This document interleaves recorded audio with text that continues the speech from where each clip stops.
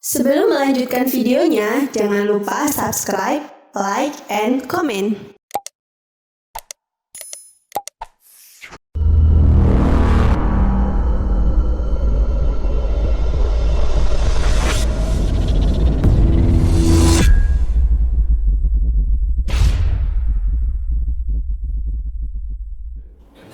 Assalamualaikum warahmatullahi wabarakatuh.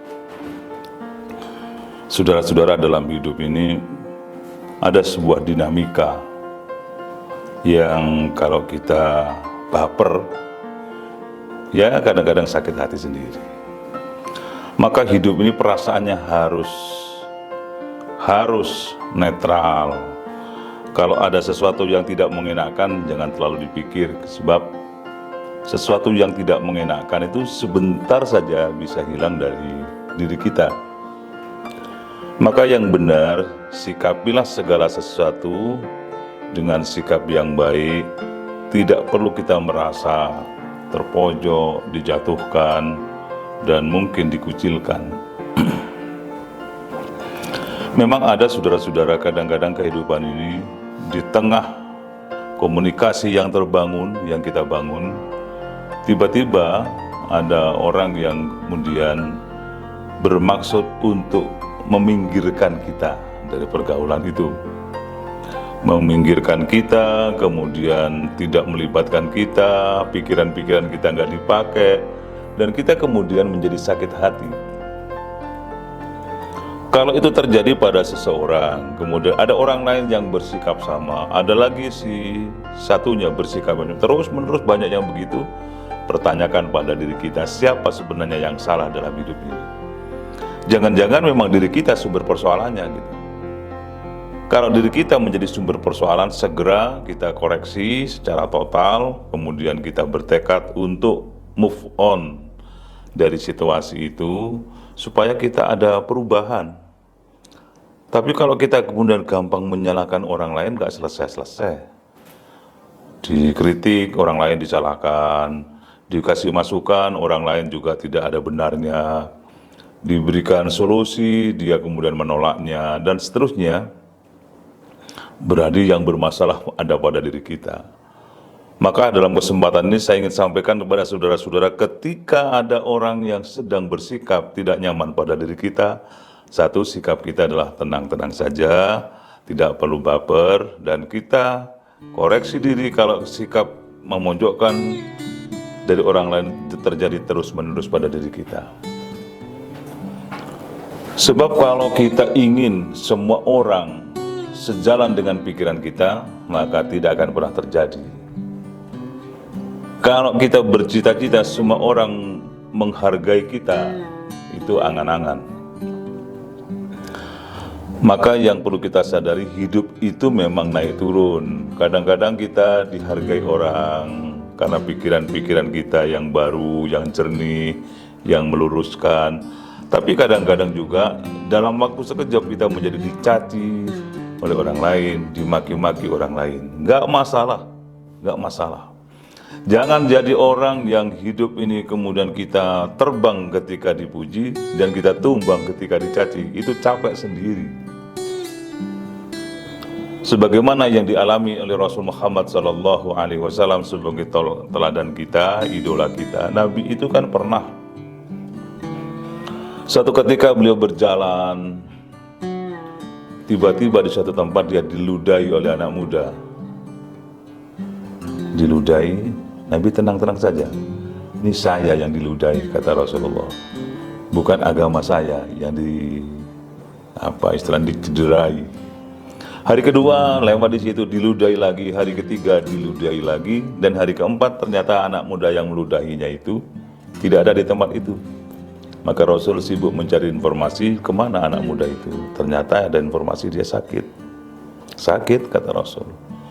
Rasul segera bergegas pulang, mengambil makanan, diberikan kepada si anak itu, seraya didoakan, "Sedengar kau sakit, maka makanlah ini, dan saya doakan kalian bisa segera sehat kembali, supaya bisa melaksanakan tugasmu meludahi aku lagi." Ini artinya saudara sekalian, walaupun ini cukup ekstrim ya, cukup ekstrim lah buat kita pikirkan apa iya kita bisa mampu seperti itu. Tapi setidaknya Rasul memberikan contoh kepada kita bahwa kalau yang dihina pribadi kita, jangan baper. Tapi kalau ideologi kita, idealisme kita, agama kita yang dihina orang, sampai kapanpun Rasul berada di garda terdepan untuk membelanya. Maka marilah kita menjadi pribadi yang terus bersikap wise, bijaksana menghadapi berbagai problematika kehidupan ini. Tenang-tenang saja, seraya kita berharap diri kita mampu mendapatkan jawaban terbaik dari seluruh persoalan itu.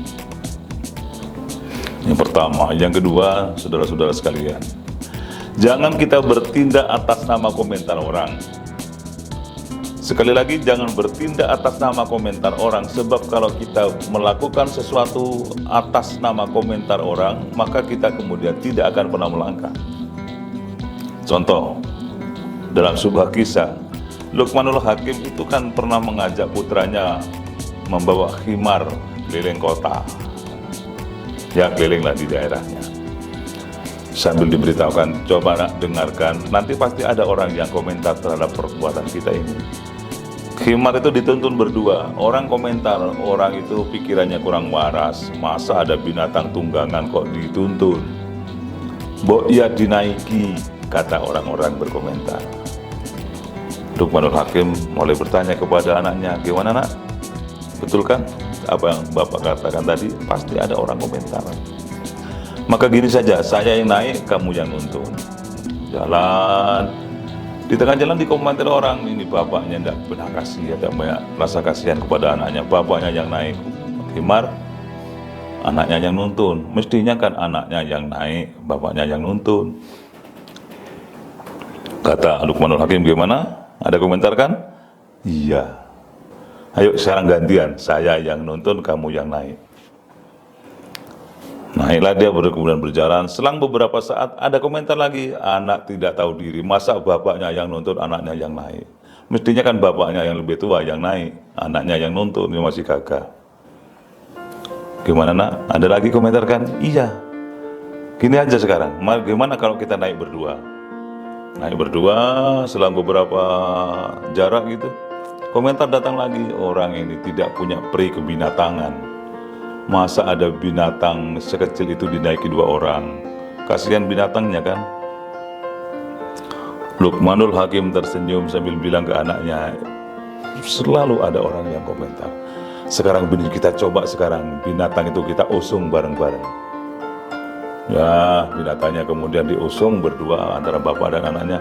Selang beberapa saat timbul komentar lagi, mulai kapan orang itu berubah akalnya? Masa ada binatang disunggi atau dipikul berdua? Binatang itu kan harus ditumpangi, bukan dipikul. Ini artinya saudara-saudara sekalian, kalau kita berbuat sesuatu atas dasar komentar orang, maka tidak akan pernah melakukan sesuatu. Maka garis kita adalah sepanjang yang kita lakukan on the right track, pada garis yang benar, maka laksanakan itu. Dan kita semua bertekad ingin menuju kepada satu keinginan besar, satu titik perjuangan. Terlepas apapun orang berkomentar, tidak masalah. Maka yang terakhir yang ingin saya sampaikan, marilah kita tanamkan niat. Mulai hari ini kita punya cita-cita besar ke depan, dan kita mulai dengan penuh kesungguhan, dengan sikap istiqomah, dan kita semua menjadi pribadi yang pelan tapi pasti kita akan menuju kepada cita-cita hidup kita di masa yang akan datang. Terima kasih, selamat mencoba saudara sekalian, jangan putus asa. Assalamualaikum warahmatullahi wabarakatuh.